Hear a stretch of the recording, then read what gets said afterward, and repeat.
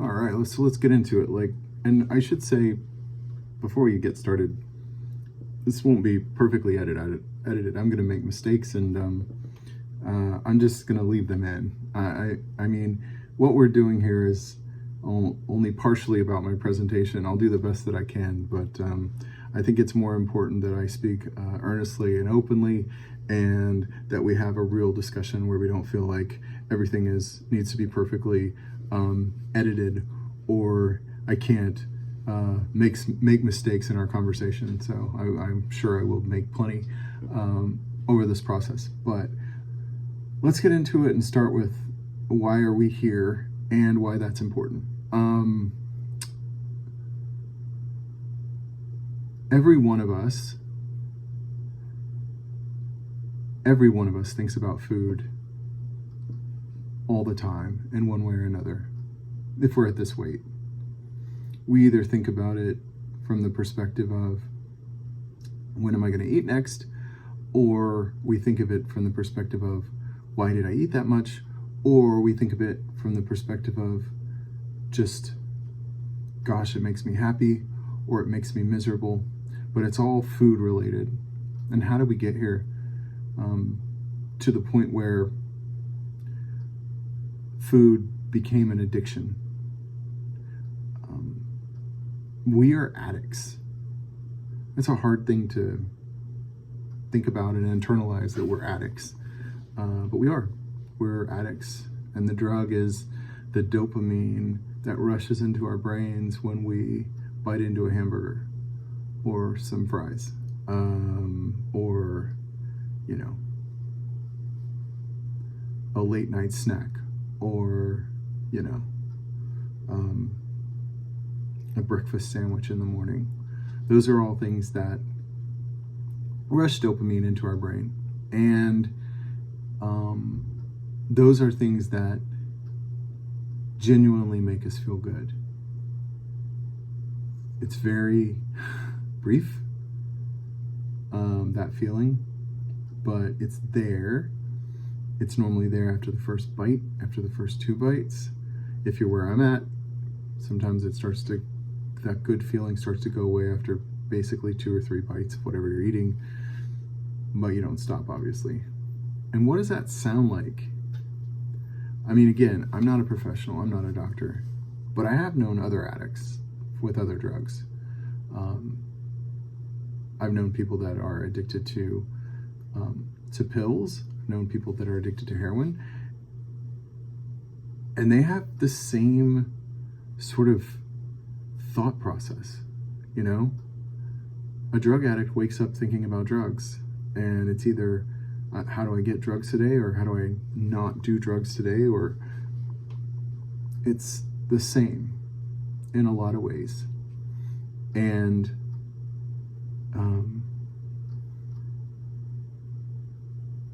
but there's some differences, and they're kind of major differences, right? One is that heroin people that are addicted to heroin, they don't have fast heroin stores within 2 miles of them at all times.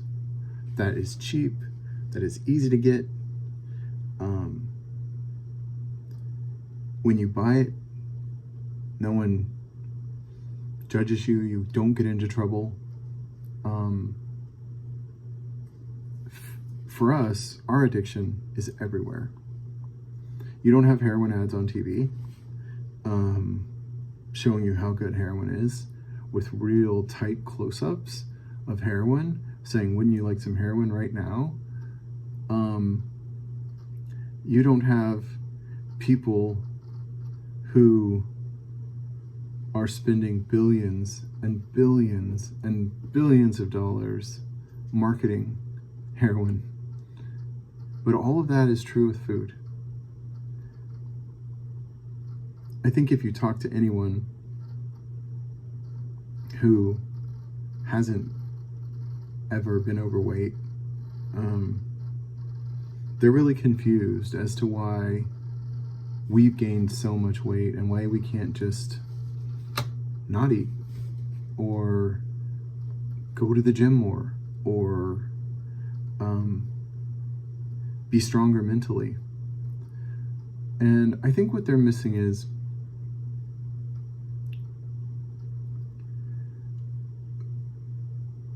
as addicts, food is tied into deep, deep recesses of our brains. So we're deeply wired to want and need food. Myself, I came from a household where there was a lot of like chaos and there was a lot of arguing, but we would sit down and have these family meals, and those meals brought me real joy. And when we celebrated birthdays, and when we, my dad had a good day at work, sometimes we would go out to dinner. Food was always a reward for good things, and they also created good moments in my life that I couldn't find anywhere else, and food was central to those things. That is a conditioning. Everybody's situation is different.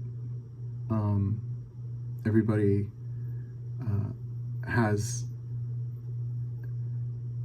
chosen food as their addiction for different reasons, but it's always tied to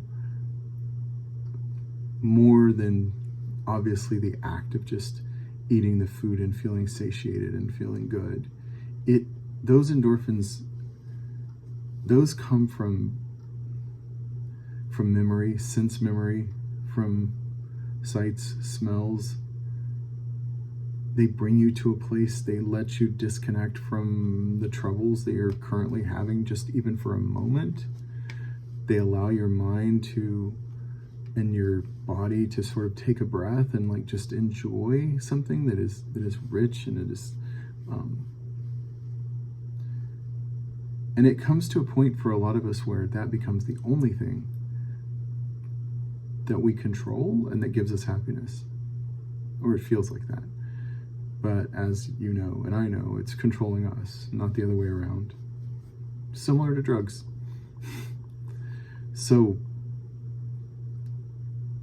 I don't know what sort of talk has been happening to you, but for me, there's a lot of negative talk about my weight my whole life. I have had periods where I haven't been overweight, and I have had periods where I've been very overweight. And people in general are kind of, for the most part, they're not mean or anything, but you get dismissed a lot when you have a lot of weight. When you're overweight, you get dismissed, and you get talked down to, even if it's not their intention. And it's because deep down they just think they're better than you, because they're able to do a thing that you're not able to do, which is stay at a healthy weight. And for some of them, that takes no effort at all. That's just how they were born. It's their genetics. They don't associate food with all these different things we associate it with. Some could care less what they're eating. And eating is just getting in the nutrients and protein they need for the day, and they're moving on, That's a very different situation than us. And that's why I said sort of like we can't always connect with those people. But I think the first thing we need to do before we get started, and we get started next one of these, is really contemplate about the fact that we are addicts, and we're not trying to tackle something that can be tackled through willpower alone and through just toughening up. And no one tells a heroin addict to just suck it up and stop taking heroin. I mean, they may say that, but that's absolutely useless advice.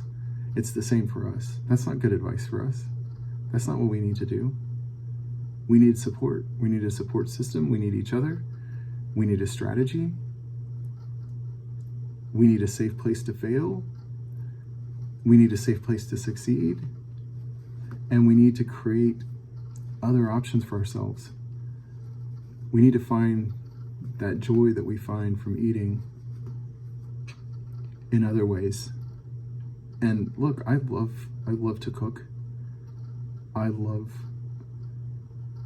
preparing meals. I really love food. I do. But I have to have a different relationship with it, where I control it and it doesn't control me. And that's what we need to do. We need to figure out how to control that addiction. So that's why we're here. We're here because we're addicted. And we're addicted for a billion different reasons. But you don't blame the addict once they're addicted. You just don't blame the addict. It's a drug, and it's a drug that we have to overcome. And there are ways to do that. We're going to start tomorrow. So contemplate this. If you have any questions or have anything to add, add it. But it's a good place to start, I think, to just, and that's what I'm doing. I'm like thinking, okay, Adam, how did you get to 310 pounds? Because you walked through a lot of it. You just let it run you for a long time. And why did you do that? What were you getting out of it? Those are some of the thoughts that we need to think about, because again, this is going to be a mental thing. All right. We'll talk soon. Thanks.